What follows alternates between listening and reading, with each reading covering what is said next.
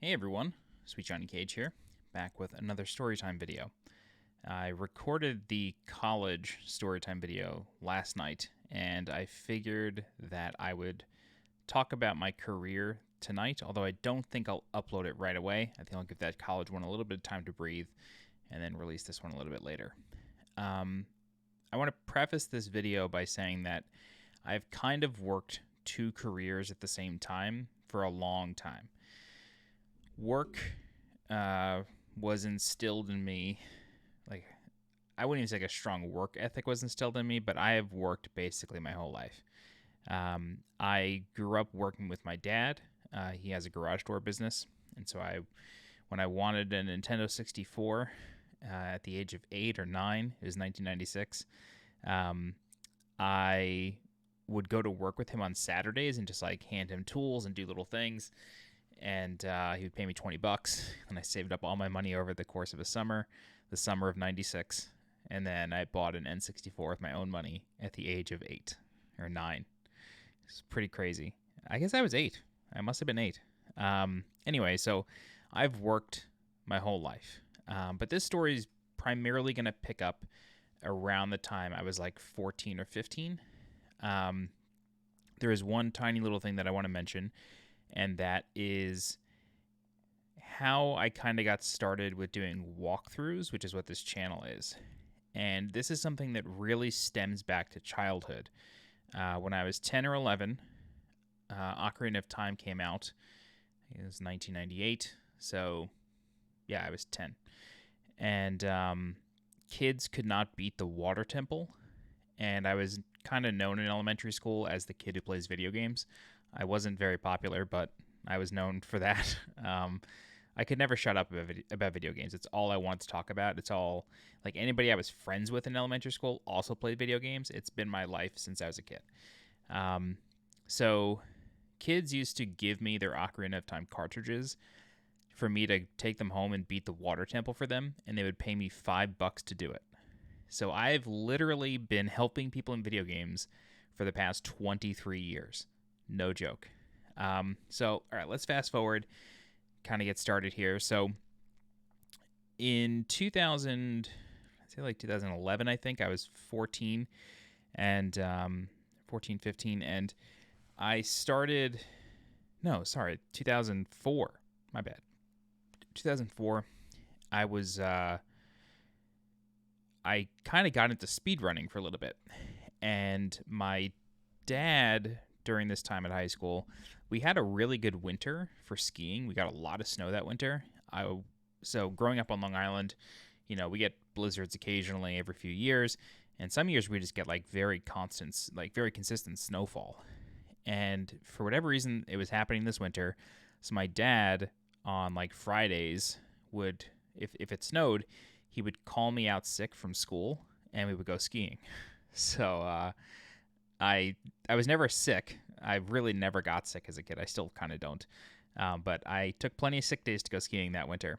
And so my dad would drive us to a ski resort in upstate New York called Wyndham. It's just like if you've never been skiing, like, it wasn't like a mountain chalet or anything. It was just like a place you went skiing for the day and then you drove home. It wasn't like a big resort. I guess it's called a resort. Anyway, just a day mountain, we can call it. And this drive was about, I want to say like 3 hours away, maybe 4 hours away. And I had a Game Boy Advance SP. It was red. And I had The Legend of Zelda: A Link to the Past and Four Swords Adventure, the cartridge. So for Game Boy Advance. And whenever we would go skiing, I would start playing it as soon as we would start driving. I can't sleep in cars. It's very rare that I'm able to do it, so I generally just bring something to do. And so that's what I did. And we must have gone skiing like a few times in pretty quick succession, because what ended up happening was I noticed by the time we got to the parking lot and it was time to like get out and put our ski stuff on, I was getting really close to the end of this game. And I was just kind of shocked. Like, I was getting incrementally better at this game every time I played it. And then around that time, there was an article in Electronic Gaming Monthly called Speed Freaks. And I have this issue of EGM somewhere. And It's actually under my bed right now. I could probably get it. Yeah, it's just crap in the way. I won't get it. But it was the issue with KOTOR 2 on the cover. So if you look that up, there's an article in there called Speed Freaks. And it basically discussed speedrunning. And they interviewed a speedrunner who had, I think, the record for like Metroid 1. And he described like how it all works. And that's how I learned about speeddemosarchive.com. And I promise you this is like relevant to my career because like my career kind of requires a lot of skills. And this is where I got one of these very important skills of game capture. And he described how it all worked. He talked about Speed Demos Archive. And the way speedrunning recording worked back then was you had to hook up your console to a VCR, put in a VHS tape, a blank one, hit record, and start playing. And then you could either use something called a Dazzle, which was like a USB. They were not called capture cards at the time, but that's what it was. It was plug in USB, and then it had a composite connection and an S-video connection. So it was yellow, white, red, and then S-video. And then you plug your VCR into that, press play on your recording, and then transcode it to your PC into like an AVI format video file. Or if you didn't have all that equipment, or didn't have the capability, because not everybody had spare USB ports on their computer. It was still a little new into becoming a standard. The other option was to mail your VHS to the guy who ran Speed Demos Archive by the name of Radix, and he would do that part for you and then verify your run, upload the file to the website, and post it. And then you would send him like a notepad file of your shout-outs and thank yous and your synopsis of the run. And so that's how it worked. And so as I got better at A Link to the Past and I read that article, I figured, hey, I'm kind of becoming a speedrunner here. Let me figure this out. Like, let me see if I could submit a run. And so the way I play games is generally 100% completion. It's very rare for me to, at least the first time, go through a game and not pick up everything. And so at the time, SDA was only hosting the any percent record for A Link to the Past. And at this point, I could not go through A Link to the Past and survive without getting 20 hearts. So I contacted the site administrator and I said, hey, like, I would love to submit a 100% record for A Link to the Past. Can I do that? And it took a little bit of convincing because he was like, yeah, the run's going to be super long, though. Like, that would be kind of obnoxious. And I was like, yeah, but maybe we can get under 3 hours or something. And so he's like, yeah, if you can get under 3 hours, okay, we'll do it. And so we discussed what the run would be. Basically, complete the game with all 20 hearts, all submenu items, the red tunic, the gold sword, silver arrows, 4 bottles, all the items, but don't worry about the quiver and bomb bag upgrades. Don't worry about them. It's just a waste of time. And so I was trying to find a Dazzle capture card, but I couldn't. I was only like 14, 15 at the time, and my parents were still pretty wary on buying things from the internet. If you can imagine a time before Amazon.com selling anything but books, this is the time. Like, it was just a bookseller. And in order to like buy a Dazzle, maybe they sold them at bestbuy.com. Like, internet shopping was just kind of starting to take off at this point. And I wouldn't say it was risky, but it could be a little scary for folks to like put their credit card information into an e-commerce site and like not feel like it's going to get stolen. It would happen, but shopping on the internet was just starting to take off. So my local Circuit City, which is a store that is not around anymore, just imagine a worse Best Buy. That's Circuit City. My local Circuit City had some TV tuner cards. They were PCI cards, and it was called a TV tuner. And basically what this was a PCI card that went into your motherboard, and then it had a coaxial cable connection on the back, so you could like hook up an actual cable TV connection to your computer and watch TV through your computer.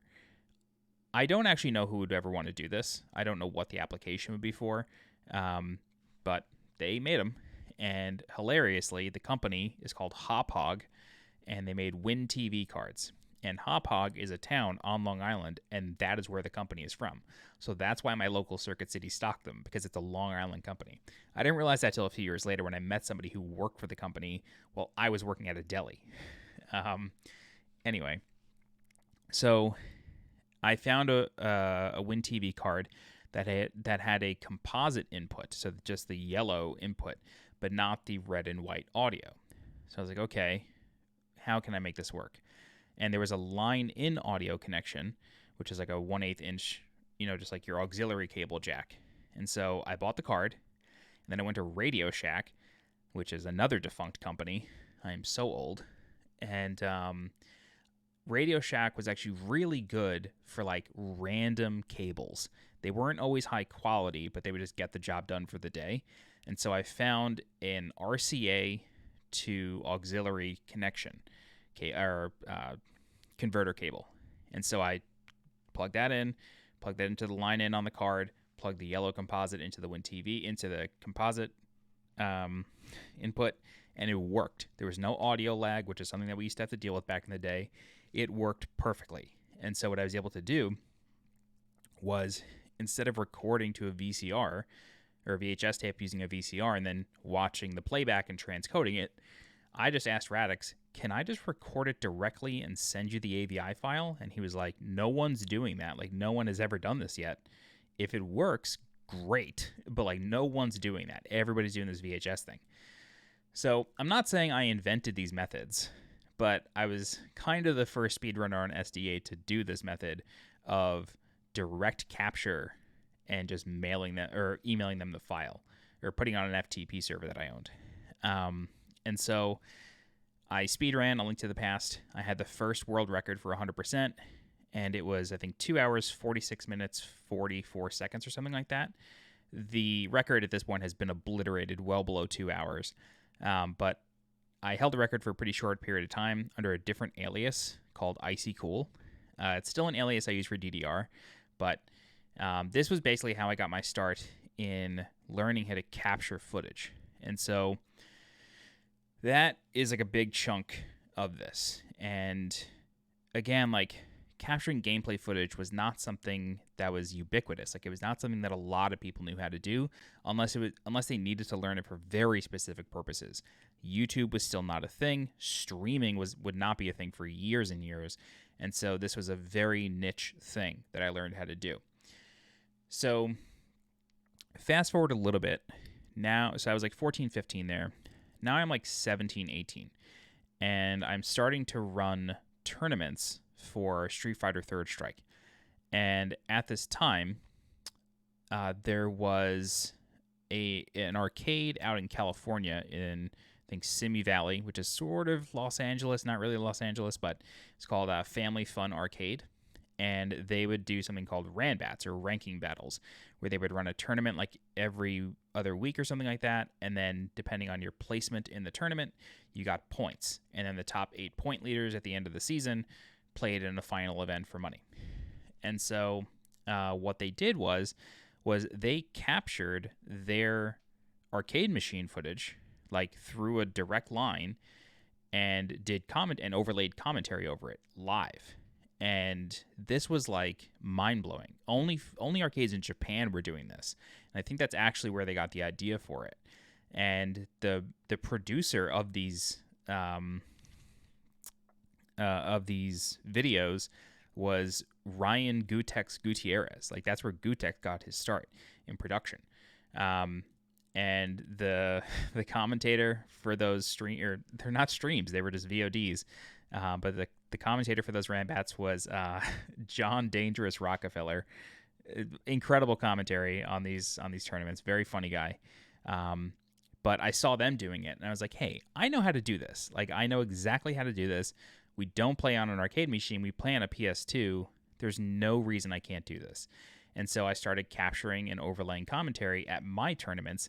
And so we had them doing it on the West Coast, me doing it on the East Coast. And so that's sort of like a big kind of way that the East Coast, like Long Island Third Strike community was sort of born, and the New York Third Strike community grew alongside it.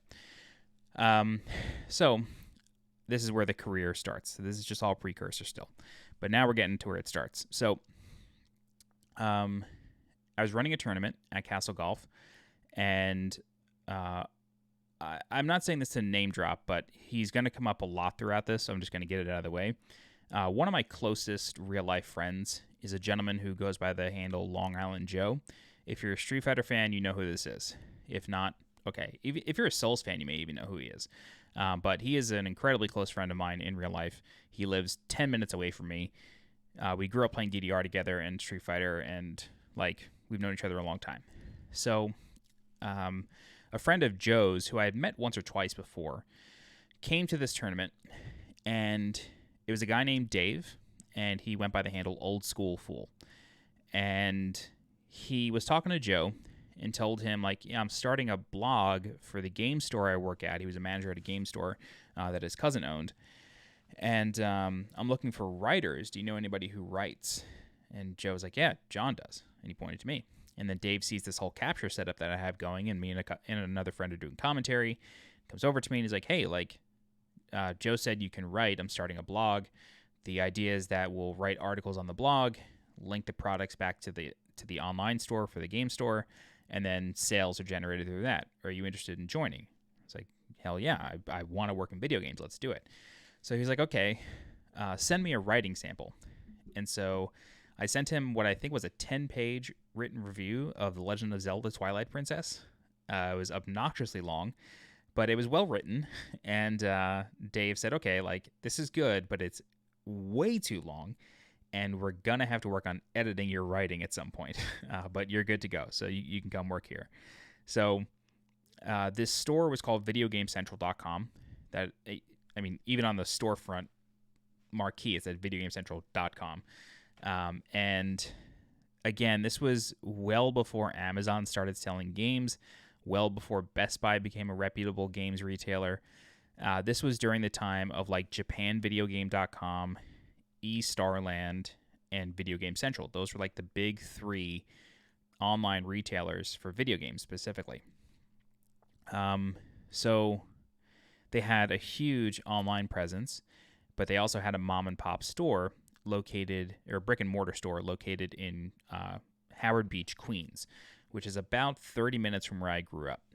And so at this time, I had already dropped out of college, which we covered in the last video, and I was working at TD Bank. So this was like my first year of working at TD Bank. I guess I was like 19 or 20, maybe 21. It's 2007 I started working at VGC, so I was born in 88. Oh my God, I was 19. Jesus, I'm so bad at math. I promise you I aced calculus in my final try at college. But I always record these at night, so I'm pretty tired. But anyway, so I started working at VGC, and I was working there like 2 or 3 days a week.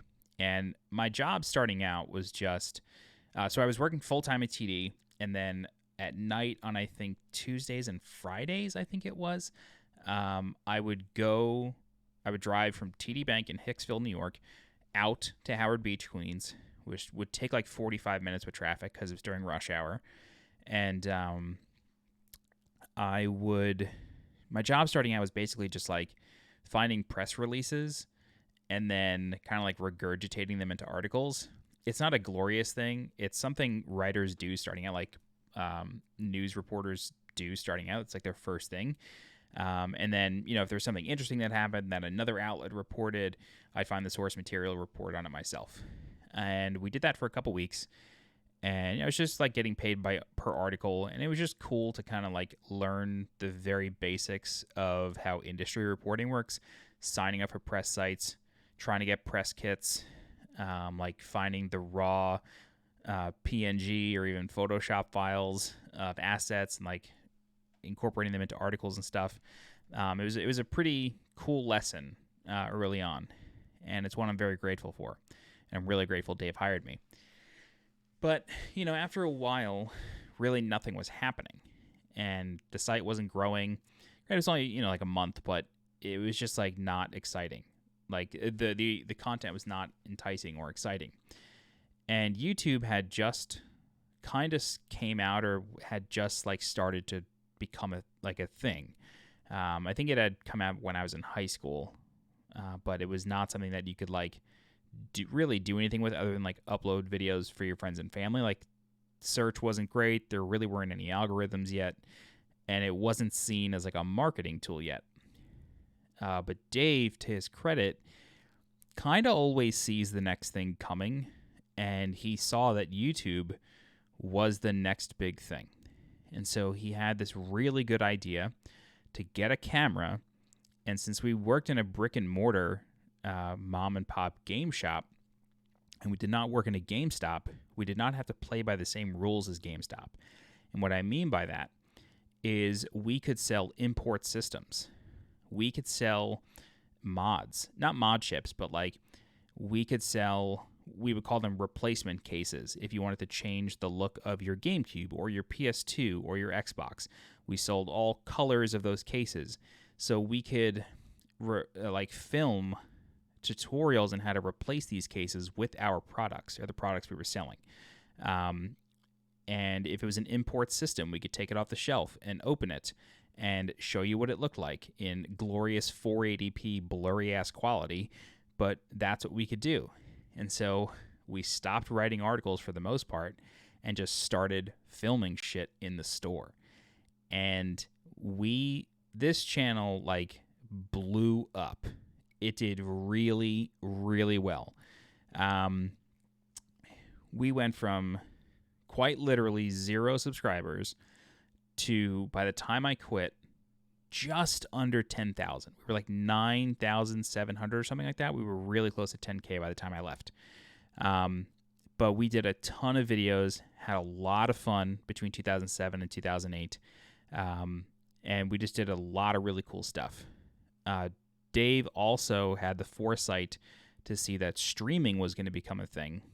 And he found a website called Stickam, Stickam. It is not a thing anymore. And Stickam was around at the same time as both Ustream and Justin TV. Justin TV would, of course, go on to become Twitch, and then Twitch would separate from Justin and become its own thing. But Stickam was the one that was kind of catered towards gaming and general entertainment. And so we made a Stickam channel, and I learned how to stream off of my MacBook Pro. And we would literally, these episodes are still available, we would literally sit behind the counter in the store after closing. And so we had like the backdrop of a game store, and we would just like put some boxes together and then put my laptop on top of it, plug in an Ethernet cable, and then just stream. And we would do like a podcast called The Gamer's Voice. And it was a lot of fun. And because of my experience in capturing footage from games, knowing how to like sort of mod systems and, you know, do all sorts of stuff, I was able to produce a lot of content with Dave. And so it was a really cool experience. And I got my first ever review copy of a game. It was the PS3 version of Soul Calibur 4, and that had Darth Vader in it. It wasn't even a game that I applied for. They just sent it to me. It was addressed to me, and it felt incredible. We got it like 2 weeks early or something like that. It was just so cool. Unfortunately, Dave and I had a falling out, and I left. I kind of quit in a big to-do. I actually yelled at him. It was not professional at all, but I yelled at him, and I quit. And,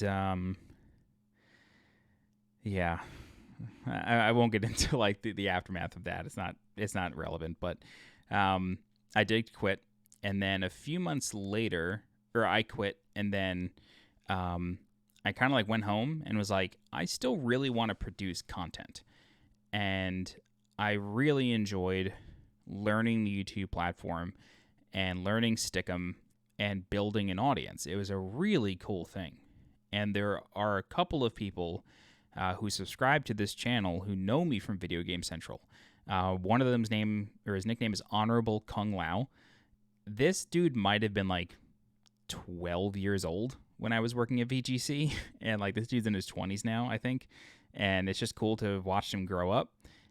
There's another person whose handle at the time was Marth Returns 69, and he now goes by Yuchi, UCHI, and he has a channel called Yuchi Games, and He has another channel that is more dedicated to anime, which you may know him from. But these are two dudes that I knew from like the Stick'em chats and the YouTube comments, and they're still around. And Ryan Yushi is doing really well with his content, and HKL is still around too. I don't think he does content at all. I think he's just working. But yeah, it was really something. It really makes me smile thinking about those guys. But I did leave VGC, and then I created my own channel, which is a different channel than this one. It was youtube.com/SJCage Productions. It still exists. I don't upload anything to it anymore. It was primarily where I would just sort of like dump gameplay videos and random things. But the first thing I did on that channel after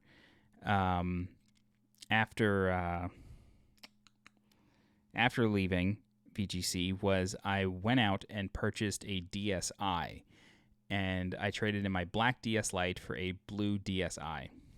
The DSi is a oft forgotten revision of the Nintendo DS because it didn't really add anything. I think it did add a camera, I think, but it was just so underutilized that nobody bought it. And I think the DSi is what came out before the 3DS, if I'm not mistaken. But yeah, it was a little strange. You know what's funny? I don't even know if it had a Game Boy Advance slot. Maybe it did, maybe it didn't. I can't remember. Man, I really can't remember that console. But I bought it, and this is the first thing, and one of the only things that I bought for the sake of making content. I remember I went to the GameStop in the Sunrise Mall in Massapequa on Long Island, and I traded in my black DS Lite, which I love to death, and I got the DSi, and I came home, recorded an unboxing video alongside a setup video on my crappy laptop webcam. This video still exists on that channel, and I uploaded it. And I remember waking up and being so disappointed that it didn't get any views. It maybe got like 50 views or something like that, and it's still, I don't even think it has 1,000 views. I'll actually tell you right now. I'm going to turn on this other monitor, and I'm going to look at this video right now because I don't think it has any views still. And I remember being so disappointed because I thought that folks would find me from VGC and follow me, and it would just all work out, and I'd become YouTube famous. Hold on, I can't type. Videos, sort by oldest. Okay, Nintendo DSi unboxing, 1.1K views, uploaded 12 years ago. The setup videos, part 1 and part 2, 759 views, 462 views. That it took 12 years to get 1,000 views on these videos. It's not good.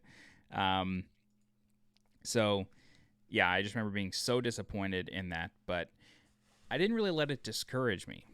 I still had the passion for creating content, but at this time, this is when like the college stuff was sort of kind of starting to turn around a bit, and I kind of got the direction to become the career direction I started moving in was to become an air traffic controller. So I kind of put content creation to the side for the most part. At some point, the owner of VGC, after Dave left, the owner called me and asked me to come back and do some videos on a second channel that they had made, because Dave owns the original or something like that. So I did go back, made some videos, was really happy to do it, and produced those and uploaded them, and that was that. I only did it a few times, but it was a lot of fun, and I enjoyed doing it. But because I had started going to college again and just sort of taking my career a bit more seriously and kind of moving on in life, I put content creation to the side for the most part. But I would still upload content every once in a while. And the content that I would consistently love uploading was walkthrough content. I remember I did a tutorial I did a couple for Bloodborne.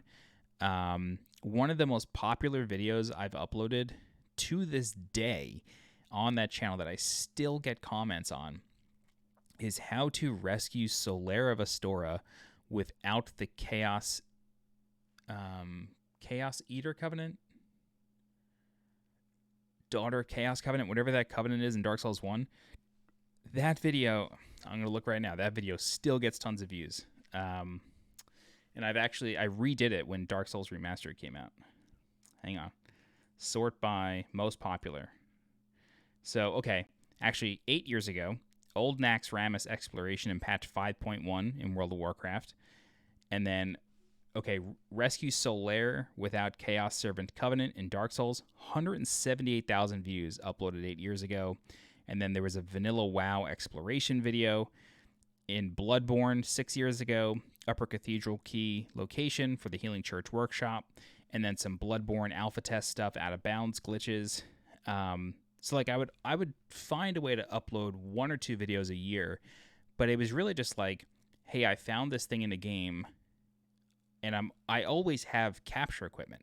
Like that's the thing that I didn't mention is like every time I built a computer, I would go out and buy a capture card, and I would always go out and buy like the top of the line capture card.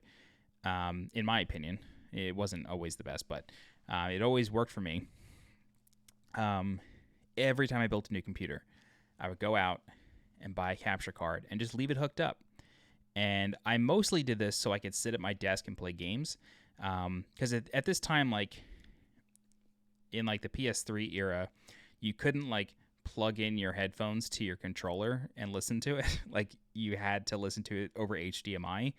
But if you plug your HDMI cable into a monitor, you can't then hear your this is the real reason that I have capture cards, is like you can't listen to music on your computer and play a game and listen to the game audio at the same time if it's not hooked up to a capture card. Like if that audio feed is not going into your PC somehow, you can't listen to both. And that's really why I did it, because I wanted to be able to wear headphones and still like have full access to a computer, full sound. It's a really dumb reason, but that's the reason. Anyway, so I always had capture equipment, so I was always playing things with a recording application open just so I could hear the sound. And I wasn't always recording, but if I ever found something that I thought could make a cool video to help people, I would hit record and just make it. And I always had access to Adobe Suite. I always like kept up with learning how to use Premiere, and like I was always kind of flexing that muscle or using that or exercising that muscle of video editing. I always like kept these things going even if it was not my major focus. And it just helped me keep up with things. And because I learned how to capture footage back in 2004, albeit in a very janky way, it allowed me to like very easily keep up with the technology as it just got better and easier to do. So now we're going to get into the real meat of like my more recent career developments. So after I got out of college, I mentioned this in the college video, so I won't go too deep into this, but after I finished college, after going back for air traffic control and getting my degree, passing the ATSAT test and getting a really high score, the government had a shutdown. And basically they froze all federal hiring in 2013. And I was working as a law clerk at a law firm at this time. So while I was in school, I worked at TD Bank. I got fired from that job because I was always late. And this is why I love working West Coast hours. I am not a morning person, and I don't want to be a morning person. I will be a morning person if I sometimes, like, it's really hard for me. Really, I know it's like a lame excuse, but it really is hard for me to be a consistently reliable morning person. If I can work early afternoon to late at night, those are my prime hours. That's what I thrive on. I'm recording this video at 1 a.m. right now. So, one sec. So, yeah, so I got fired from that job, and this was like during my last semester of school. So I wasn't like terribly concerned. I did not have a career path at TD Bank. I didn't want to keep working at TD Bank. I hated that job. I hated my boss. The branch manager was an awful woman. I really didn't. No one liked her. She had a horrible turnover rate. She was not a great manager. The reason the company kept her around, though, is because she would eventually cycle through enough employees that she would hire people who were afraid of her, and then they would not, like, they wouldn't, it sounds so corny, but, like, they would not stick up for themselves. Like, she hired people who would not stand up for themselves and were just basically, like, subservient. It was really gross, and that's how this lady operated. Anyway, I got fired for being late. Granted, I don't defend it. I should have been fired. Um, I was fired. I was like an hour late, and I was supposed to be opening the bank in the morning. Bad news. And this was not the first time. So I got fired, and then I got a job at a grocery store, not the same one I got fired from. It was a King Cullen, which is a family-owned grocery store chain here on Long Island. Got a job there, worked there sort of full-time during my last semester of school. And then when I graduated, I got a job as a clerk at a law firm. And this was actually a pretty cool job. This was my first and only job in New York City. Is that right? Yeah, it was my first and only job in New York City. And I worked there for, I think, just over 2 years. I think like 2.5 years. I started out as a clerk. And what a clerk does is basically if an attorney needs you basically like handle their filing. So whenever like they get motions or things back from court, you need to file them accordingly in the case folders and like keep everything organized, and you gotta know where everything is for them. And then if they ever need you to like go get a motion submitted, you've got to like get some petty cash, get a Metro card, get on the subway, go downtown, go to the court building, go to the clerk's office, get it all done, maybe get it signed by a judge, and it's like a whole process. And it's a really, really cool job. It sort of wears thin after a little while, but if you're a fan of Law and Order, I've been in all of those buildings. Like all those courthouses that they film things in and outside of, I've been there, and I've been inside those buildings. And it looks very similar to how it does on TV. Sometimes they like go into a building, but then they actually go into a set. But like those stairs that like they show all the time outside the courthouses, that court's address is 60 Center Street. I've been there many times. I've been in courtrooms. They look very similar to how they do on TV. But yeah, so I did that. And then after about a year of being a clerk, the girl who was doing billing was leaving. And so I was promoted and I got her job. So I was a billing specialist. And after that government shutdown, and it was called the sequester, and the federal hiring freeze, I started to really contemplate whether or not I wanted to be an air traffic controller. It was the first time that I had gone to college, done very well, graduated with a degree, and I had passed an exam with an extremely high score for a very competitive field and a very competitive job that pays very well. Like I was on track to do very well for myself. But like I mentioned in the college video, I was not passionate at all about air traffic control. I wasn't passionate about aviation. And there were kids that I went to school with who were literally like they were children, and they looked up in the sky, saw an airplane, and said, I want to do that.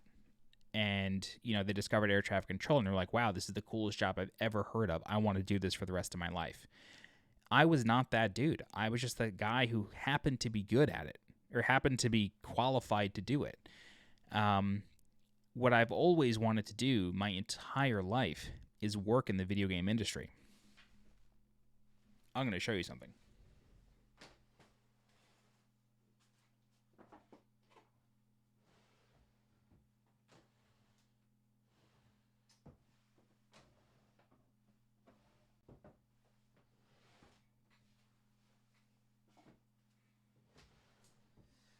Oh, maybe not. Okay, I don't know where this thing is. When I was in when I was growing up, my mom bought me and my older sister these books, and it was called Schoolhouse Memories. They definitely are in this house somewhere. But basically what these books were was for every school year from kindergarten through 12th grade, you had a page or 2 pages. And on the left side of this book, so you open it up, on the left side, you put your school photo for that year, and then you write your name, your age, your weight, who your teacher is, and then on the second page, you write like who your friends are that year, what your favorite activity in school is, and then there's like a little pocket where you put your report cards and your school projects and stuff. But the last question, or the last line, blank space in every year for the first several years was, when I grow up, I want to be blank. And then you fill it out. In kindergarten, I wanted to be a nail painter. I spent a lot of time going to the nail salon with my mom. Loved the ladies in there, and I thought it was really cool what they did. But starting in first grade, and I think through 7th or 8th grade, I wrote, I want to work at Nintendo. Or I want something to do with video games. I know for a fact that first graders, I want to work at Nintendo so I can play video games or something like that. It is something I've wanted to do my entire life. But because of various factors, a career in video games, one, was pretty rare, especially living in New York. The industry does not really exist here. And the industry was not as remote friendly in the 90s or the 2000s or the 2010s as it is now. And not even talking about COVID, not even talking about because of COVID. Before then it was starting to be, but now it really is. And two, my parents, like I said, my dad didn't graduate high school. My parents worked really hard to get where they were. They had tough childhoods and came from tough families and really did their best to set me and my sister up for their idea of success. It's what any parent does. And so anytime I would mention or anytime I would be spending too much time playing video games or paying attention to video games, my mom would get kind of angry. And I remember if I ever failed the test or something, or if I was studying, but she would test me and I couldn't remember things, she'd always say well, you remember stuff from video games. Why can't you remember this? And I learned later on in life it's because I find video games very interesting. Even games I don't like, I find them interesting. A friend of mine, my friend Joe, says that it's a superpower of mine that I can just play and beat games all the time. And I told him it's because I like playing them. It's really as simple as that. But, life kind of gets in the way. And, that government shutdown happened. I was working at a law firm. And one morning, I went to a bagel shop just outside my office. And it's called Bagel Express. It's located on 40th Street and Lexington Avenue in Manhattan. I worked at a building on that corner. And I was standing on this corner with an egg bagel toasted with peanut butter and a cup of coffee and an orange juice in the bag. And I remember looking up at this building on 40th and Lex and being what am I doing here? And it was just such a moment of clarity where I was I don't want to be an air traffic controller, and I don't want to fucking work in this law firm. I don't want to do any of what I've trained myself to do, or what I thought I trained myself to do. This is not who I am. I need to work in video games. And so from that point on, it was either 2013 or 2014, I dedicated pretty much every waking moment to finding a way into the industry. And at this point, I had been running a regional fighting game tournament called East Coast Throwdown. It was basically the evolution of the Castle Golf tournaments that I was running. Me and Joe teamed up, and we were running that. And I think, so our first year for that was 2009, and this was 2014, so this was the 5th year of ECT. It was running very well at this point. We had a rough first 3 years, mired by problems. Whether it was our fault or not. The first couple years were our fault. The third year was not. We had a crazy power outage that delayed everything by 6 hours. The fourth year, it ran like butter, and pretty much every year since then it has. I'm not really involved anymore, but that's a story for another time. But I had basically been working at this law firm and running ECT on the side while also sporadically uploading content. So I always had this secondary career, even though I wasn't really getting paid for it, but it was in video games somehow. And so I figured, you know what? I'm running this crazy 1,000-person event, and I'm doing it with, my own knowledge and Joe's knowledge. And what I'm really doing is event planning. That's what I'm doing. That is a career. There's got to be a way to translate these skills into a career in the video game industry. So what I wound up finding was a startup called Well Played Productions, and they had I don't think they have like job listings, but they were an esports production company, and they were running tournaments for League of Legends and something else, Hearthstone. And at this point, wait,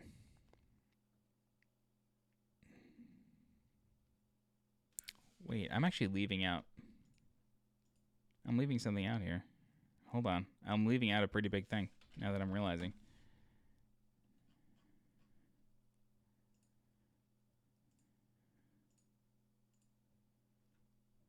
Okay, no. It hasn't happened yet. Okay. No, it has. Okay. So I left this out.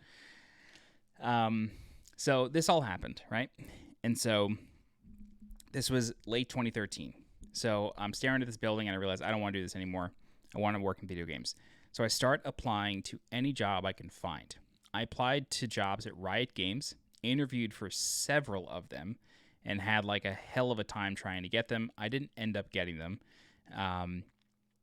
And then I eventually came across an esports production company called Well Played Productions in 2014. And they just had like a general like job inquiry page. It wasn't like job listings. It was just like, here, send us your resume. So I sent them my resume. And on my resume, because I had friends from fighting games, I had some pretty great references in terms of like people who were like known entities, like their names are known. I'm not going to say who they are, but like I had good references because of the relationships I had forged while running East Coast Throwdown. So the folks over at Well Played called me, and I had an interview with them, and they hired me to do sponsorship acquisition, sales. So Well Played at the time was running what we would call in-house tournaments. So these were tournaments that Well Played would organize and broadcast on their own, and it was my job to go out and sell sponsorships to help pay for it and get us paid. Luckily, what ended up happening was those in-house tournaments stopped because we started getting work from other companies.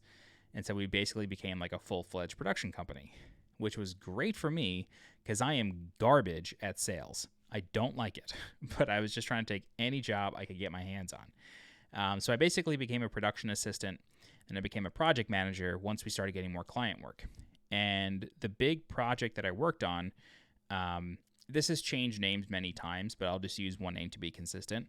It was College League of Legends, which was a college circuit basically put on by Riot Games, but it was always run by an outside party or by a third party.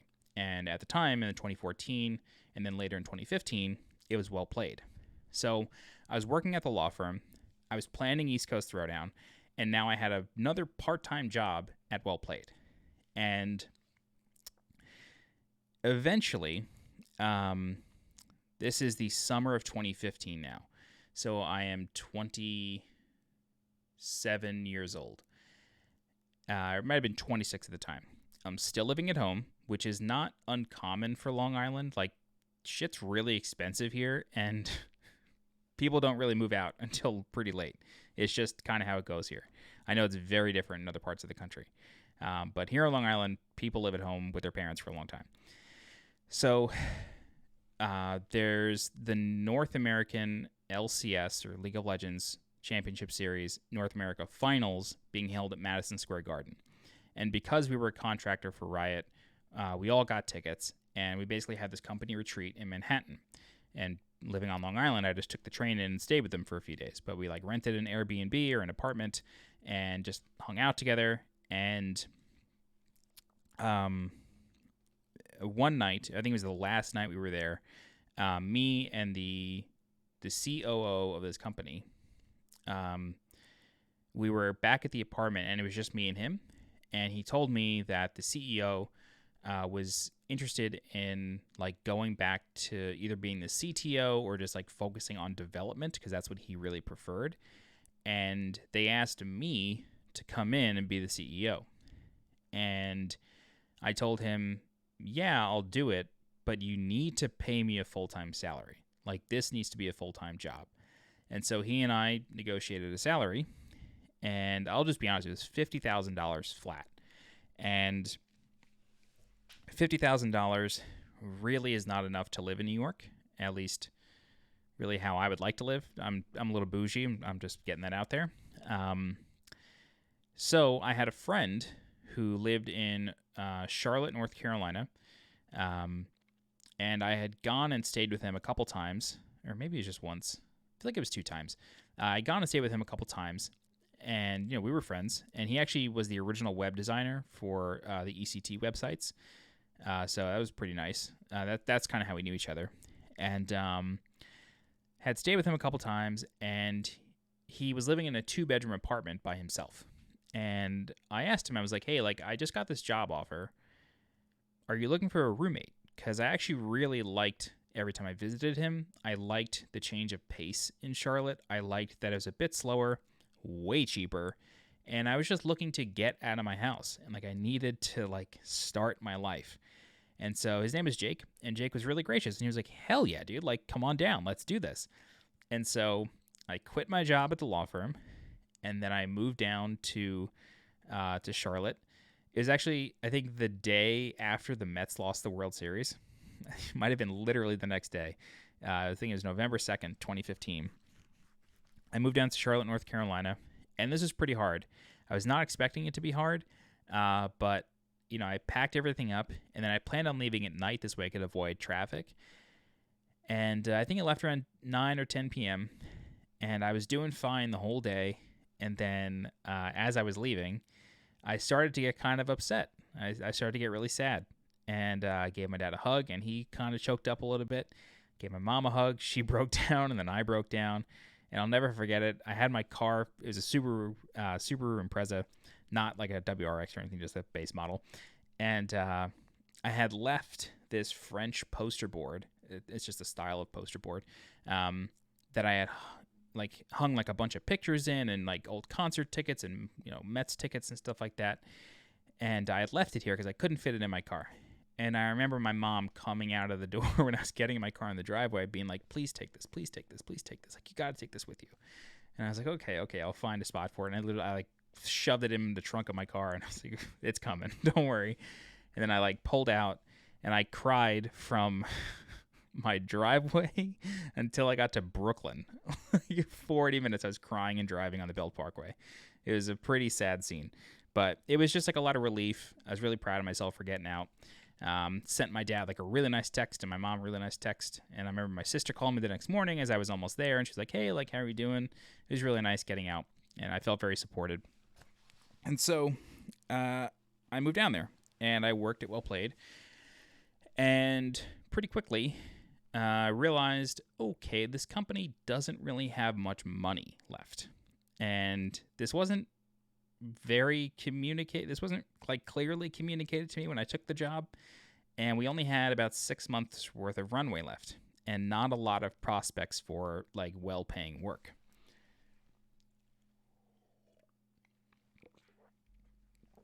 So, while I was down there, I joined a dating site because I really didn't date much. And I joined a dating site like shortly before I moved out, but changed my location to Charlotte, dated a few people, and then I met this girl, or I actually started talking to her while I was back here for Christmas. And, we started talking, and then we went on a date in January. It went really well. We started dating. This is my ex-girlfriend who I just recently split up from. And that's relevant to this whole story. So that was happening. Realized, okay, this company doesn't really have much money, kind of only have 6 months to live here. And so we tried our best, like, find new work.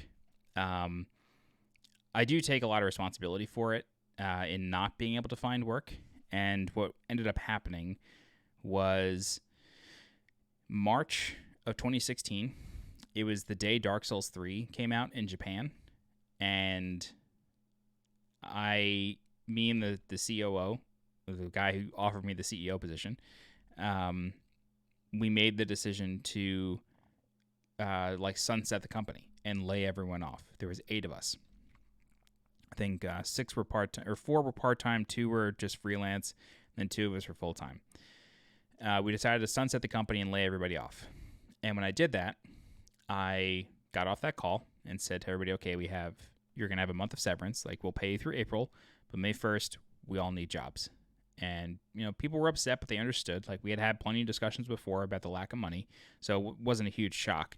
But I took it really hard, and I felt very responsible for the livelihoods of all these people. And I did what any mature adult does, and I avoided the stress of the problem by sinking all my time into Dark Souls 3.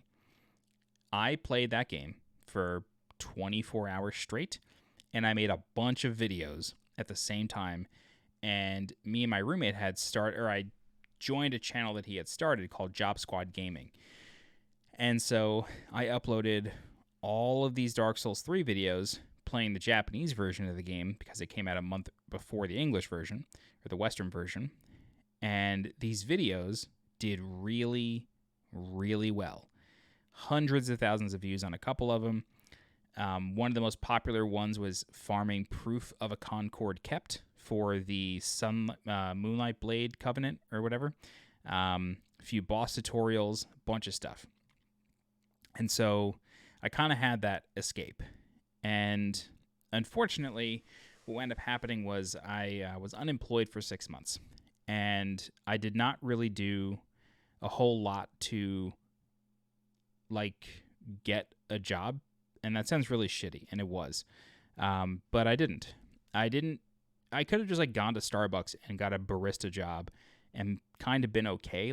Living in Charlotte really is not that expensive. Unfortunately, my roommate and I had a bit of a falling out, and we decided not to move into another place together as our lease was up in August, and I moved in with my girlfriend. And again, I'm still unemployed. And my girlfriend was pretty gracious and very generous to float me for the 6 months that I was unemployed. And eventually, so she paid all my bills, and I racked up a decent amount of debt with her. Just being honest, that's what happened. It has been paid back, but it took 5 years to even get to the point of me paying it back. It's not something I'm proud of, but it did happen. So I eventually did get a job at a company called ALS Resolvian, and this was in Charlotte, North Carolina. And what this job was it's called a skip tracer. And what I would do is, or what this company did was, when a car was out for repossession, if somebody kind of defaulted on their loan or hadn't paid it in a long time, the bank, so Chase or Wells Fargo or even some really shady payday lenders who you really shouldn't be getting an auto loan from, they would contract our company, give us some information on the owner of the car, or the person who had the loan, the last known address, and then it was up to us to go find the car. And I wasn't in a tow truck or anything. I was just in an office, researching the people. We would get their social security number. We'd try to, there's various tools out there that you can pay for. You do need licenses to do this stuff. It's very sensitive personal information, but we can find people. So it's my job to find people and, more importantly, find cars. And so when a car would get found and picked up, if it was my case, I would get paid for it. And I did this for a year. I hated the job. It's not fun. And I felt like a failure being there, straight up. I really felt like a failure because and I'm not saying this I learned from this experience. But there were times that I was working this job that I felt like it was beneath me. And this is a feeling that most people will have at some point in their life. And you should know that nothing is beneath you. And I learned that. But there were times where I definitely felt like, man, I'm so much smarter than the people here. I don't belong here. This is beneath me. But in reality, it was the only decent paying job that would hire me at the time. I had a huge sense of entitlement at this point in my career. And, Well Played had failed, and I failed, and I had to lay off a bunch of people, and I felt really ashamed of that. Things got kind of hard for me. Me and my mom's relationship kind of deteriorated for a while at this point. That's a whole other thing, but I really felt like I deserved to be working for Riot, or I deserved to be working for Capcom, or like somebody should definitely be hiring me. I absolutely deserve to work in these big companies that I've dreamed of working at. I've paid my dues. I hadn't paid my dues, even though I thought I had. So while I was working this job, which I would commute an hour to every day, like a few days after I got this job, I also started working for Tenno Productions. And Tenno Productions at the time was the operator and broadcaster for the Tekken World Tour and Capcom Cup. And so I was a video editor for them.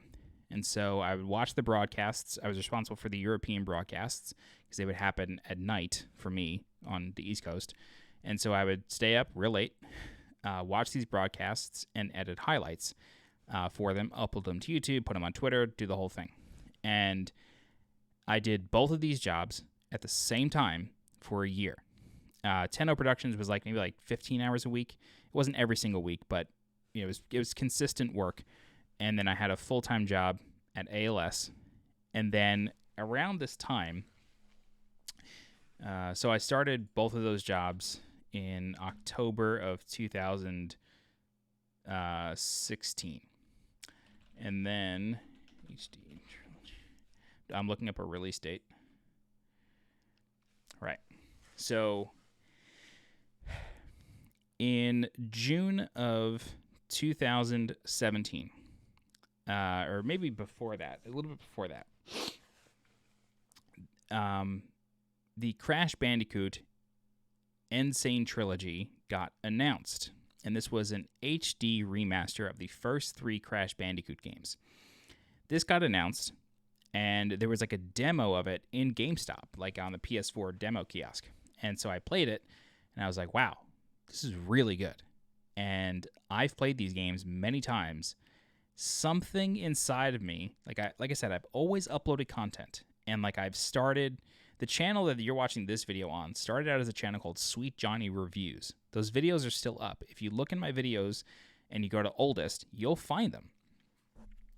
And I had this channel, I had a few hundred subscribers, and I was working at this job that I didn't like, but at Tenno I was doing so much video editing that I was like, wow, I'm really good at editing. I can edit really fast. I've been doing this for so long. Why don't I get back into content creation? I don't know what really sparked this idea in me, but I was like, let me do some content creation. And so with the Insane Trilogy, I think I took a couple days off work, bought the game, and I made level guides for every single level in all 3 games. They were not narrated, save for a few of them. And these videos, to this day, still get a ton of views.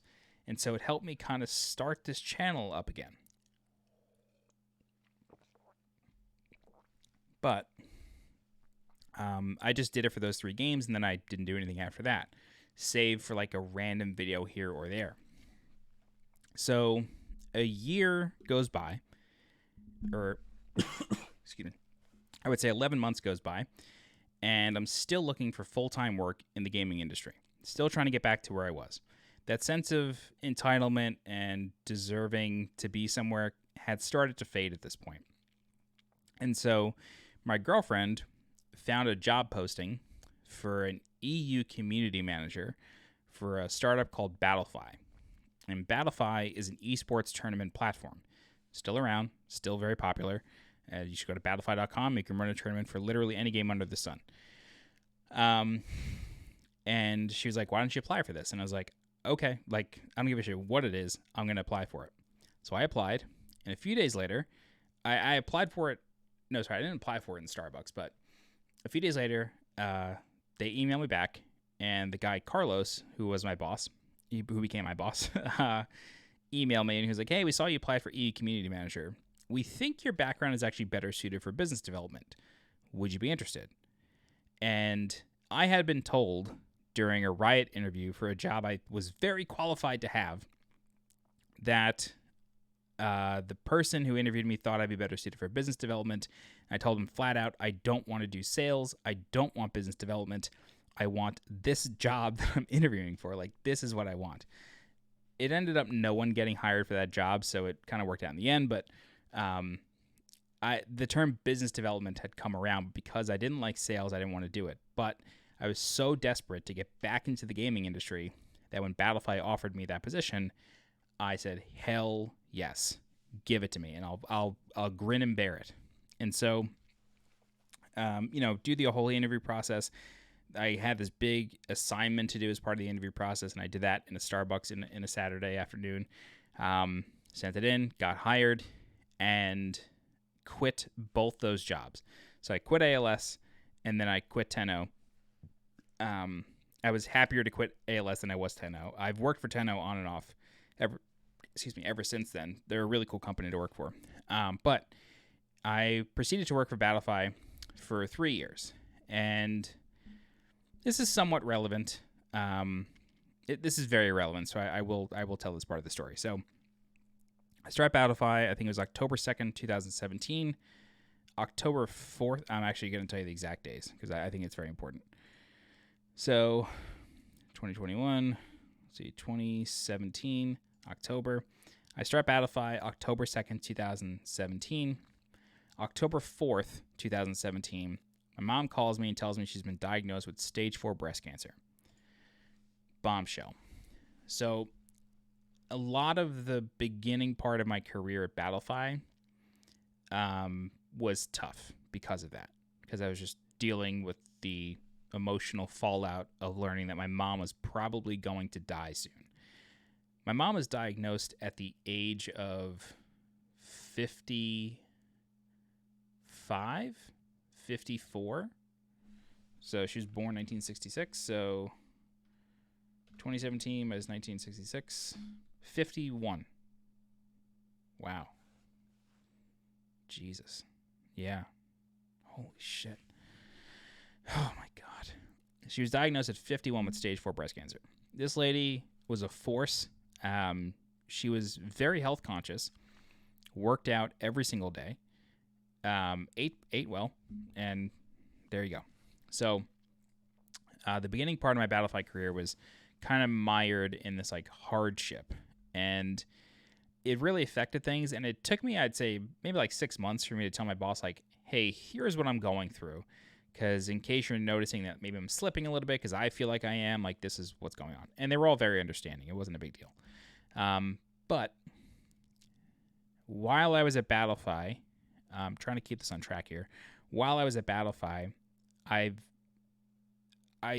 started there feeling very afraid that I was going to get fired at any minute. I felt like an imposter. There's a real thing called Imposter Syndrome, where you do not feel worthy of the job or whatever it is you're doing.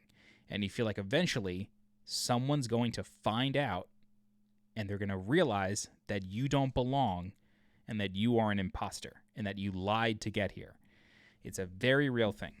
And if you've had an experience like I have where you have to let go of 8 people and shut down a company, and then you're the only one unemployed out of the 8 for 6 months, you feel like a, pardon language, fucking failure. It's really hard. And if you've ever gone through that, I can empathize with you. So, my first year at Battlefy was a little hard. I was not a good salesperson, but hilariously, a few days after I started, or a few days before I started, I think, Battlefy had signed a contract with Riot to run College League of Legends.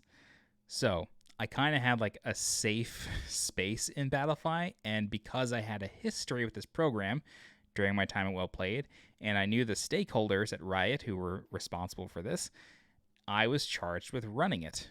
And so business development at Battlefy was sort of broken down into 3 sections. It was sales, project management, and strategy. And so what I was able to do was I was able to like dedicate a lot of my time sneakily to execution and strategy, and kind of give myself an excuse as to why my sales numbers weren't super high. Eventually, the jig was kind of up, but because I had done so well with project management, my boss had come to me and said, "Hey, look, clearly sales isn't your thing, but you're really good at execution and strategy. So why don't we create an account manager role, and then we'll basically just take away the sales component of your job, and you'll just take on more projects. This way, all you're doing is project management and strategy." And I was like, thank God. So I never had to worry about sales again. And so I was at Battlefy for a total of 3 years. My mom passed away April of 2019. So in July of 2018, I wanted to move back to New York because I wanted to be with my mom again. And I'll just tell you this now. So my best friend Joe, his mom passed away of breast cancer back in 2011, and I watched it happen like in real time. And it is a horrible thing to watch someone die slowly. Luckily, my mom, if this is going to sound horrible to anybody who doesn't understand, but I'm just going to say it anyway. Luckily, my mom didn't die a slow death. It was kind of quick. It was 18 months. Whereas Joe's mom, it was a couple years. It was a lot longer. And yeah, I won't bum you out with the whole details, but it was different and a little bit more merciful. But summer of 2018, wanted to move back to New York to like be with family and like be around again. And so when we moved back here, I'm still working at Battlefy at this time, and I have a tendency when I'm depressed or anxious to avoid conflict and really sink myself into video games or really sink myself into work. And it's like a healthy outlet because it's productive, but it's still avoiding problems. So it's something I personally have to watch out for in terms of like, am I doing the right thing? Am I escaping, or am I just being productive? Am I doing both? Like it's a little tricky. But the reason I'm saying this is because in September of 2018, the Castlevania Requiem collection was announced. And I said, you know what? I have worked for several YouTube channels that I have helped build and grow a serious audience, and yet I was paid a Video Game Central per video. AdSense was not a thing at the time, but I felt underpaid considering like how well the videos were doing. And when I worked with my roommate, the AdSense account was never set up, and so I didn't get paid for the hundreds of thousands of views I got on those Dark Souls 3 videos and a couple Bloodborne videos. And like, he and I had a falling out. Those videos live on that channel. I don't have access to them anymore. Like, I cannot monetize them even though it's my work. And I just got so frustrated with that I was like, if I'm ever going to make content again, I'm doing this on my own.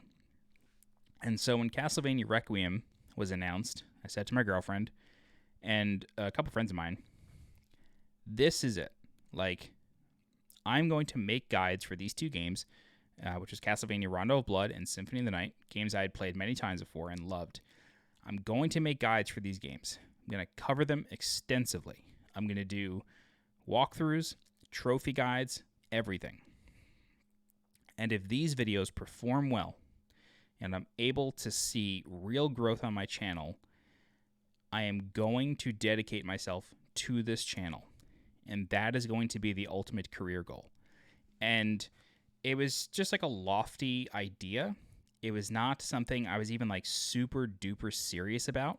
It was more like, yeah, a YouTube career where I'm self-employed and I'm working for myself and I only really have to answer to myself and I'm responsible for everything. It's a control thing. I acknowledge that. But I kind of realized, like, I feel like I've been burned before. I don't like working for people a lot of the time. And so I just want to do it on my own. And Castlevania Requiem is going to be the test because I am confident I can make very good content for these games and it can be very helpful for people, and it's going to grow my channel. And so I did it. And I uploaded tons of videos for these 2 games, and it worked. And I saw really great growth. So they came out in October. By New Year's Day, I had reached 1,000 subscribers on my channel, and I was able to monetize my videos now. I applied and got accepted into the YouTube Partner Program, and now I was able to make money from my own videos. And it was going to my AdSense account. It was going to my bank account on the 21st of every month. It was mine. And I know it all sounds a little selfish, but because I had gone so long with intermittent uploads and working on different channels and like clearly recognizing that the content that I am doing on these channels is the stuff that is getting the biggest returns, but I'm not necessarily seeing the returns, like I never want to do that again. And it's not that I won't collaborate with people, but it's like I'm going to dictate those terms to be as beneficial for me as possible. And that's just the way I am. And that's the way most businesses are, but it's just like I learned that about myself in this process. So we're almost done here. So it is now January of 2019. And so the next big game that's coming out is Sekiro Shadows Die Twice. So I'm still working at Battlefy, still doing a lot of work. And now I have, actually Resident Evil 2 Remake was the next big game. I'm sorry. So I took my tax return, built a brand new machine. It's the machine I use to this day. I got an AverMedia Live Gamer 4K so I could record stuff in 4K HDR. Unfortunately, this came slightly after Resident Evil, so all my Resident Evil 2 content is in 1080p. But covered Resident Evil 2 Remake. It did really well. Big growth again. I was like, yes. I'm doing all right here. I'm on a really good track. I have a good idea. My channel's working. It's growing, and like it's coming together. Like this idea that I've constantly been toying with for the past 10 years is actually coming together here. It's working. It was so incredibly vindicating for it to happen, finally. And so Resident Evil 2 comes out, build a computer a few weeks later, and then Sekiro comes out. Do the same thing. Tons of guides. Now I'm working in 4K HDR. I'm one of the few channels who's doing it. I'm still one of the few channels who uploads gaming content in HDR, and it does very well. But then my mom passes away. So unfortunately, I had to take a little bit of a break. And then I came back and I posted on Twitter like what happened, uploaded the last few guides. And what's funny but sad is if you go back and watch my Sekiro videos, I sound really weird. And it's because I'm very depressed.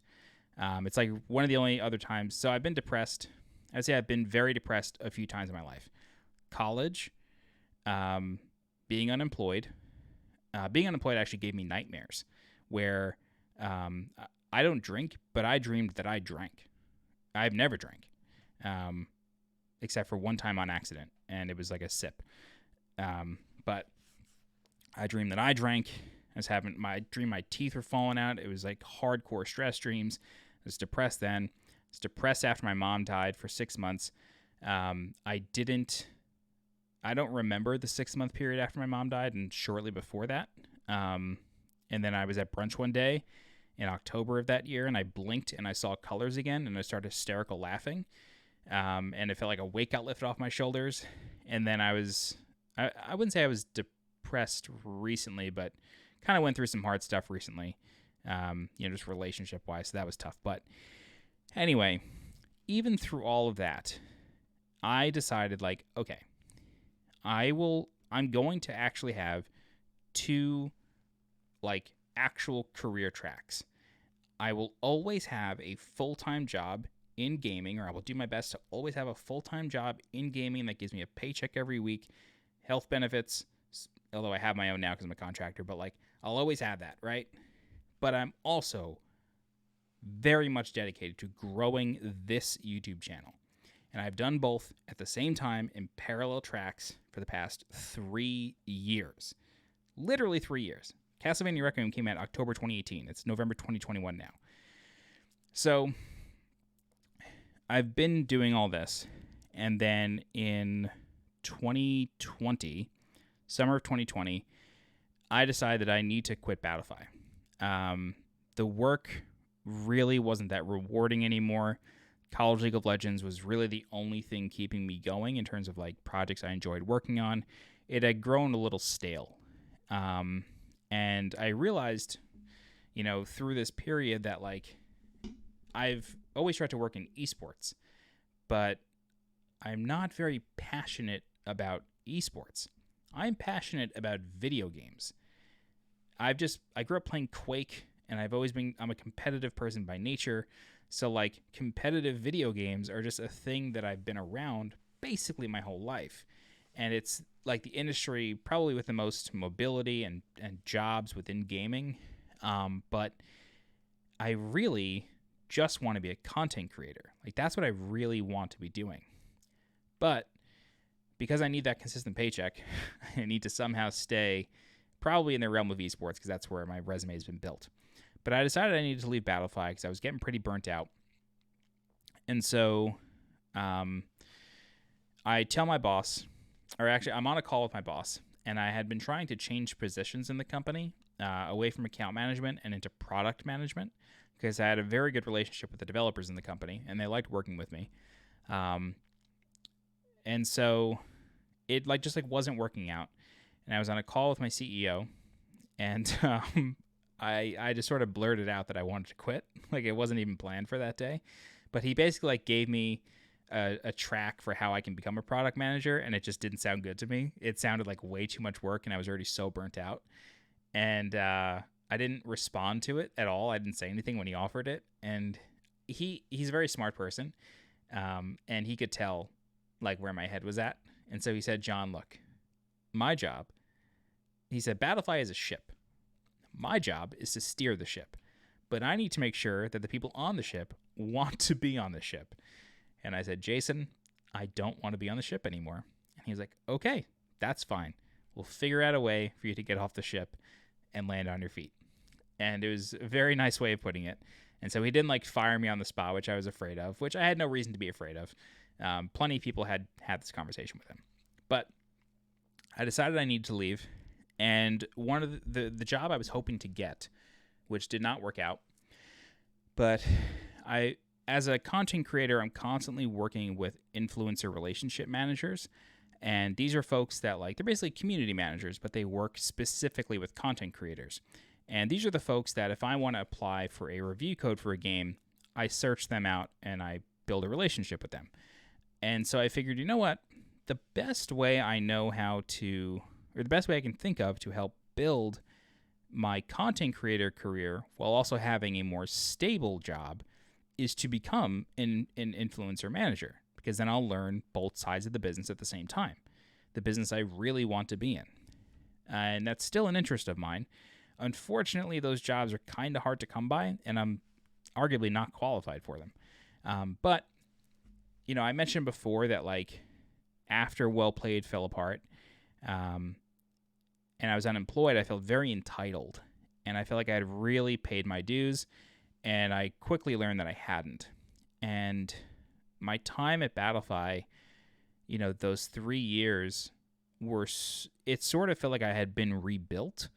And after I left Battlefy, I was like, okay, now I've actually kind of paid my dues. I actually have marketable skills. I worked a job for 3 years for one company doing basically the same thing every day, but working for a wealth of different clients, doing a bunch of different projects and honing a bunch of different skills. And I have a solid sheet of references. Now I have a real resume. So I felt much more confident that I could just leave Battlefy and maybe find work elsewhere. So I did, but I did not find that work. And ironically, so I left Battlefy. My last day was September 30th of 2020. And then I took a month off. I had planned this.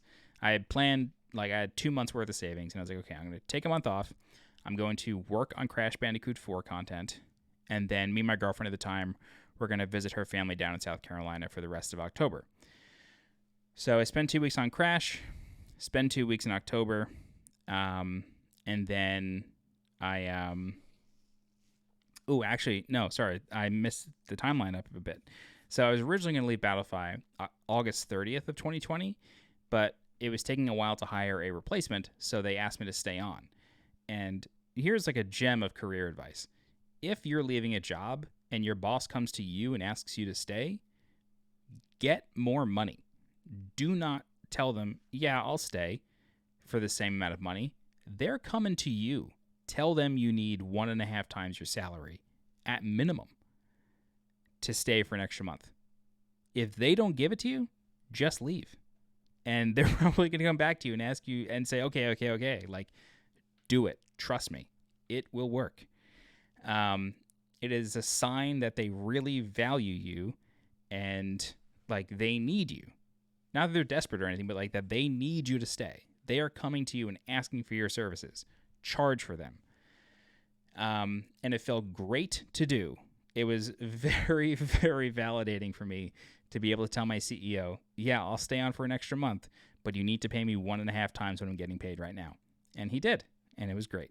And the way I sort of framed it was like, look, I had planned on taking this month off to work on something for my channel, and now I'm not going to be able to dedicate as much time to that as I would have liked. So you've got to pay me for that time that I'm losing on another project. It's an opportunity cost. And he responded well to that. So just a little bit of career advice. So anyway, did all that. Went down to South Carolina for a couple weeks. This was during the election. This was very stressful for me. I'm somewhat politically charged on Twitter. And I'm like a diehard liberal. So, like, it was a very important election. And come back in November. And I'm unable to find the work I was hoping to find.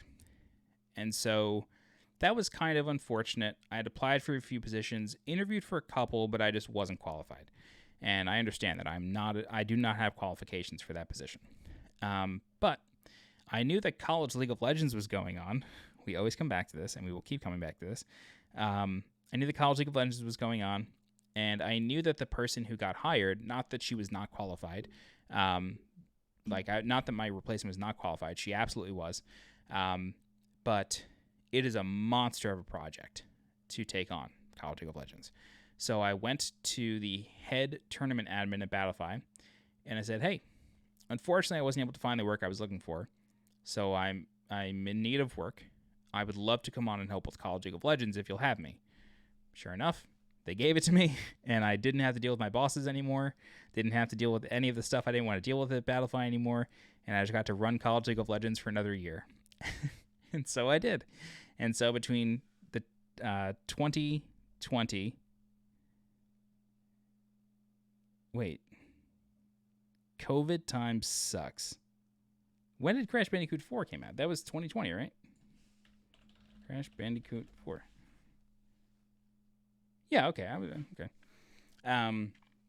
So yeah, I quit during the pandemic. Right. That was another weird thing that I did. It was so stressful of a time that I just had to quit. So anyway, I worked College League of Legends for another year. And after CLOL wrapped, Riot reached out to me. A contact of mine at Riot reached out to me and said, hey, there may be a contract position opening up to help with the semi-pro and amateur circuits. Would you be interested? And I had a very frank conversation with this person when I left Battlefy the first time, and told him, I really want to be a content creator, but college esports and amateur esports, really the only things that I'm interested in the esports realm. So if there's a position within Riot that can somehow encompass those, I want it. And that's kind of what this was. Didn't have anything to do with content creation, but it was amateur esports, something I'm very passionate about. It's the one realm of esports that I like and that I'm enthusiastic about. And so I interviewed, and they offered me the position I work now. It's on contract, so my contract was originally from June to October, basically the end of the summer split for competitive amateur and semi-pro. But they extended my contract through April, and now I am managing their college club program. So now I'm back in college esports, and it's just, this is such a long story. We're at an hour and a half of this video, and I'm going to end it here, but the reason I start so far back with learning speedrunning and learning how to capture footage is because that skill that I learned at 14 is a skill I use today at the age of 33. It's a skill I use every single day with this channel. And without those ski trips with my dad and helping kids in 5th grade beat Ocarina of Time and wanting to work in video games my whole life, and I used to subscribe to Nintendo Power, and I'm like getting choked up thinking about this, but like when I subscribed to Nintendo Power, I would get, occasionally they would mail these VHS tapes. They were promo materials. And I remember getting the first one for Donkey Kong Country in 1994. I was 6 years old, and they sent a VHS tape for Donkey Kong Country. You can watch it on YouTube. I highly recommend you do. It's cheesy as fuck, but it's super cool. And it shows people working at Nintendo. Here's a little story. Very quick, I promise. One of the guys featured in that video was a QA tester at Nintendo. I found him on LinkedIn, and I told him, I watched you in these VHS tapes. He was in a couple of them. And you are a huge reason why I wanted to work in video games. His name was Henry Sturchy. I think he works at Microsoft now. And, like, it all comes full circle. And so my career has just been passion. Like, doing what I am passionate about. And not everyone knows what they're passionate about. Not everybody knows that. And it sometimes, like, I feel very lucky that I've known what I'm passionate about my entire life. It took some fights to get here. I'll never forget, like, when I decided I don't want to be an air traffic controller, I did not tell my parents that I just, like, gave that up. My mom died not knowing that. I told my dad a few months ago that that's, like, what I did. I deliberately, not that I sabotaged myself, like, not that I sabotaged that career, but I just didn't follow it. And I kept telling my parents, like, yeah, the government shutdown happened, which is true, and the test scores got threw out, which is true, and I technically failed the biographical questionnaire that there's now a class action lawsuit about. That is true. But I never kept up with it after that. And I'll never forget, I had a real argument with my parents around the time that I was, like, working part-time Well Played and staying up very late working and doing a whole lot of stuff at the same time and really fighting for my own career at the age of 25, 26. Or 26, 27. And I remember sitting at my computer desk. My parents were standing across from me. We were arguing because they didn't like that I was spending so much time in the realm of video games and not, like, trying to be an air traffic controller. And I remember telling my mom, like, this has been my dream my entire life. What did you want to do when you grew up? Like, I literally posed her that question. She had a really hard childhood, so she came back with the response of, I wasn't allowed to have dreams, which, to be fair, isn't untrue. But I literally fought for myself for this career. And all the skills that I have acquired over the past 30 years of life have led to where I am now. And, I'm only a contractor at Riot. It may not turn into a full-time position, and I may have to restart something in April. I don't know. But I am so much happier doing what I'm doing now than I know I would have been being an air traffic controller. And I was so happy when I quit Battlefy and felt like I had a direction, even though that direction didn't work out, and I wound up going back to Battlefy as a freelancer anyway. It felt like I had actually gotten to the point where I felt like I was when Well Played failed. I had reached, like, I thought I was here, but I was really here, but now I'm actually here. Like, now I actually know what I'm doing at work, you know what I mean? Like, with myself and in my career. And none of this stuff, none of what I'm doing today could have happened if not for everything that came before it. And that includes all the hard shit that I had to go through to get here, and all of the tireless work that I've had to do, and all the really late nights. And I still have really late nights. Like, when a new game comes out, I'm up till 3, 4 in the morning doing videos. I don't care. It's what I love to do. And luckily I work a job with West Coast hours, so I can go to sleep at 4 and wake up at 12 and not be late for work. It's great. It's a lifestyle I actually like living. But yeah, so that's the story of my career so far. It is very long, but I've been trying to do what I'm doing today my entire life. So it is a long story that it's all relevant. Um, yeah, so the moral of this whole thing: fight for yourself, stand up for what you believe in. Don't be afraid to eat shit every once in a while and take a job you may not like if it means that you can pay your bills for a year until you find the next thing. The next thing just may not be available for you just yet, but keep applying. It gets discouraging when you get on the phone with a company, you have a great job interview, and then they say we're going in another direction. That is a crushing thing to have happen. That has happened to me several times with both Riot and Capcom and a few other companies. I have basically been like told we're making a job around you, and then it doesn't work out. Like, trust me, these things have happened to me. They will happen to you if you are trying to do your passion for a career. It is a very, very difficult thing to do. And I'm not saying it to like toot my own horn. I'm telling you that because in case you're going through it, I've been through it too. And so have the people who have fought for their own careers, especially ones in creative fields. I don't make a lot of money. I haven't made a lot of money for a lot of my life. I'll be very honest with you. Like, if I were to work 40 hours for 52 weeks in a row as a contractor, I'd make about $83,000 a year at Riot. Yeah, that's good money. But I don't work that many. Maybe I work 30, so it's somewhere around like 60 or 70. And that is good money. But it's not like a ton of money. But I do make about $1,000 a year off my YouTube channel. So all told, I'm probably making somewhere close to 80 grand a year. And had I been an air traffic controller, I could have been making 150 grand a year. But I don't want $150,000. I don't even care if I'm making $80,000. I just want to work jobs that I like working. That's all I care about. So it's a really long story, and I know I rambled a little bit, but like that is the story of my career, and that is the story of the stuff that's really important in my life. Work is very important to me, but working something I care about and that I'm proud of and that I'm excited to get up for every day, or most days, that is what is important to me.